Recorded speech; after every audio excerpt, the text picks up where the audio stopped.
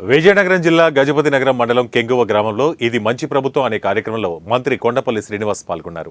100 రోజుల్లో చేపట్టిన సంక్షేమానికి సంబంధించిన స్టిక్కర్లు గ్రామంలో ఇంటింటికి తిరిగి గోడలకు అతికించారు.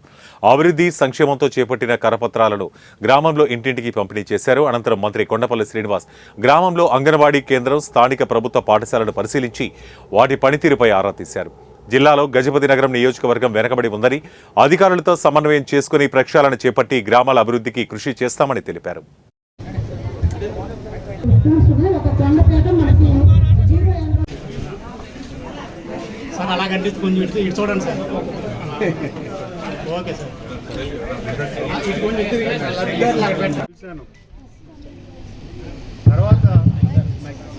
గెలిచిన తర్వాత ఎలా చేయాలి నాకు తెలిసైతే విజయనగరం జిల్లాలో ఉన్న అన్ని నియోజకవర్గాల్లో అభివృద్ధిలో అట్టడుగు స్థాయిలో ఉన్నది గజపతి నగరం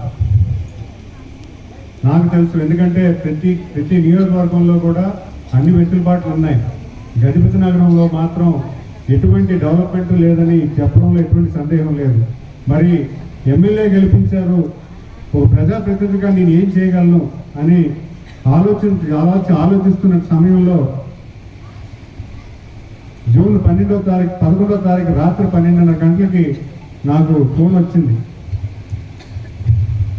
కంగ్రాచులేషన్స్ సార్, మిమ్మల్ని చంద్రబాబు నాయుడు గారు మంత్రివర్గంలో తీసుకున్నారు, మిమ్మల్ని మంత్రిగా రేపు ప్రమాణ స్వీకారం చేయమన్నారు అని చెప్పంగానే నాలో ఆనందం ఎంతైతే ఉందో భయం కూడా అంతే ఉంది.